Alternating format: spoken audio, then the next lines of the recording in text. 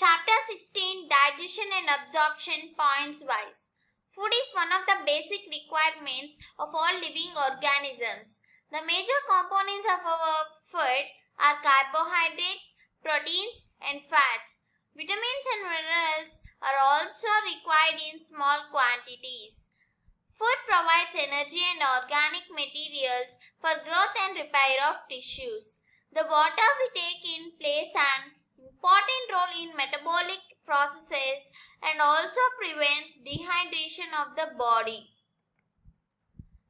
Biomacromolecules in food cannot be utilized by our body in their original form. They have to be broken down and converted into simple substances in the digestive system. The process of conversion of complex food substances to simple absorbable forms is called digestion and is carried out by our digestive system by mechanical and biochemical methods. 16.1 Digestive System. The human digestive system consists of the alimentary canal and the associated glands. Alimentary canal. The alimentary canal begins with an anterior opening, the mouth, and it opens out posteriorly through the anus. The mouth leads to the buccal cavity or oral cavity. The oral cavity has a number of teeth and a muscular tongue.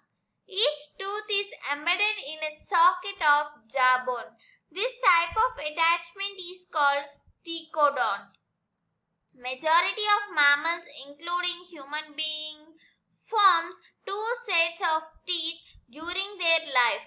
A set of temporary milk or deciduous teeth replaced by a set of permanent or adult teeth. This type of dentition is called diphyodont. Adult human has 32 permanent teeth which are of four different types. Heterodont dentition, namely incisors, canine, premolars and molars. Arrangement of teeth in each half of the upper and lower jaw in the order I, C, P, M and M is represented by a dental formula which in human is 2123 by 2123. The hard chewing surface of the teeth made up of enamel helps in the mastication of food. The tongue is a freely movable muscular organ attached to the floor of the oral cavity by the frenulum. The upper surface of the tongue has small projections called papillae, some of which bear taste buds. The oral cavity leads into a short pharynx which serves as a common passage for food and air. The esophagus and the trachea, windpipe, open into the pharynx. A cartilaginous flap called epiglottis prevents the entry of food into the glottis, opening of the windpipe during swallowing. The esophagus is a thin long tube which extends posteriorly, passing through the neck, thorax and diaphragm and leads to a J-shaped bag-like structure called stomach. A muscular sphincter regulates the opening of esophagus into the stomach, gastroesophageal sphincter called cardiac sphincter.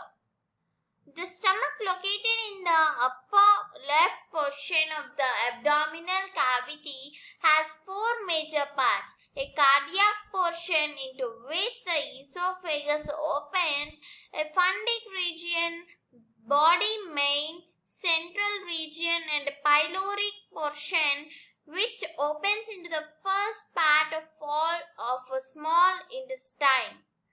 Small intestine is distinguishable into three regions: a C-shaped duodenum, a long coiled middle portion jejunum, and a highly coiled ileum. The opening of the stomach into the duodenum is guarded by the pyloric sphincter. Ileum opens into the large intestine. It consists of cecum, colon, and rectum. Cecum is a small blind sac which hosts some symbiotic microorganisms. A narrow finger-like tubular projection, the vermiform appendix, which is a vestigial organ, arises from the cecum. The cecum opens into the colon. The colon is divided into 4 parts: an ascending, a transverse, descending part, and a sigmoid colon. The descending part opens into the rectum, which opens out through the anus. The wall of alimentary canal from esophagus to rectum possesses 4 layers, namely serosa, muscularis, submucosa, and mucosa. Serosa is the outermost layer and is made up of a thin mesothelium, epithelium of visceral organs, with some connective tissues. Muscularis is formed by smooth muscles usually arranged into an inner circular and an outer longitudinal layer. An oblique muscle layer may be present in some regions. The submucosal layer is formed of loose connective tissues containing nerves, blood, and lymph vessels. In duodenum, glands are also present in submucosa.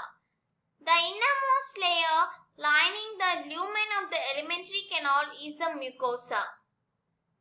This layer forms irregular folds called rugae in the stomach and small finger-like foldings called villi in the small intestine. The cells lining the villi produce numerous microscopic projections called microvilli, giving a brush border appearance. These modifications increase the surface area enormously. Villi are supplied with a network of capillaries and a large lymph vessel called the lacteal. Mucosal epithelium has goblet cells which secrete mucus that help in lubrication. Mucosa also forms glands in the stomach, gastric glands, and crypts in between the bases of villi in the intestine, crypts of Libercun. All the 4 layers show modifications in different parts of the alimentary canal. Digestive glands.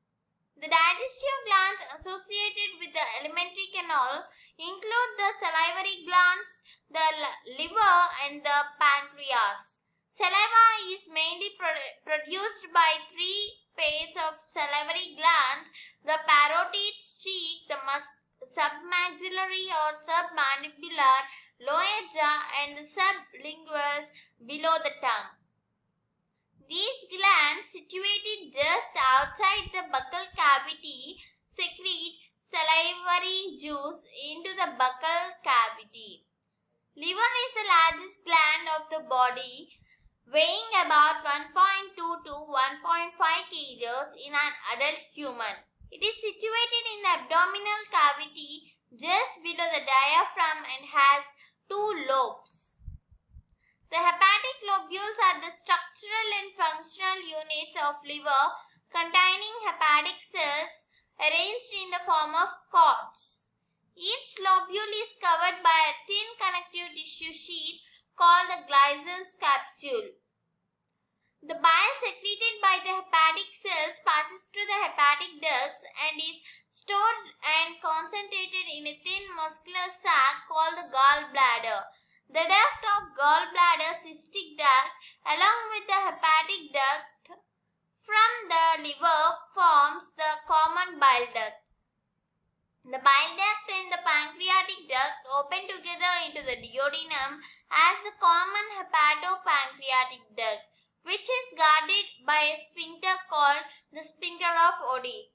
The pancreas is a compound, both exocrine and endocrine, elongated organ situated between the limbs of the C-shaped duodenum. The exocrine portion secretes an alkaline pancreatic juice containing enzymes, and the endocrine portion secretes hormones, insulin, and glucagon. Digestion of food. The process of digestion is accomplished by mechanical and chemical process. major functions: mastication of food and facilitation of swallowing. The teeth and the tongue, with the help of saliva, masticate and mix up the food thoroughly. Mucus in saliva helps in lubricating and adhering the masticated food particles into a bolus. The bolus is then conveyed into the pharynx and then into the esophagus by swallowing or deglutition. The bolus further passes down through the esophagus by successive waves of muscular contractions called peristalsis. The gastroesophageal sphincter controls the passage of food into the stomach. The saliva secreted into the oral cavity contains electrolytes and enzymes, salivary amylase and lysozyme. The chemical process of digestion is initiated in the oral cavity by the hydrolytic action of the carbohydrate splitting enzyme, the salivary amylase. About 30% of starch is hydrolyzed here by this enzyme, optimum pH 6.8, into a disaccharide maltose. Lysozyme present in saliva acts as an antibacterial agent that prevents infections. The mucosa of stomach has gastric glands. Gastric glands have three major types of cells, namely 1. Mucous neck cells which secrete mucus, 2. Peptic or chief cells which secrete the proenzyme pepsinogen, and 3. Parietal or oxyntic cells which secrete HCl and intrinsic factor essential for absorption of vitamin B12. The stomach stores the food for 4 to 5 hours. The food mixes thoroughly with the acidic gastric juice of the stomach by the churning movements of its muscular wall and is called the chyme. The proenzyme pepsinogen, on exposure to hydrochloric acid, gets converted into the active enzyme pepsin, the proteolytic enzyme of the stomach. Pepsin converts proteins into proteoses and peptides. The mucus and bicarbonates present in the gastric juice plays an important role in lubrication and protection of the mucosal epithelium from excoriation by the highly concentrated hydrochloric acid. HCl provides the acidic pH 1.8 optimal for pepsins.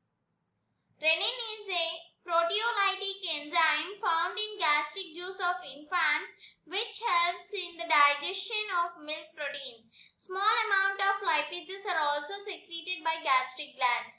Various types of movements are generated by the muscularis layer of the small intestine. These movements help in a thorough mixing up of the food with various secretions in the intestine and thereby facilitate digestion.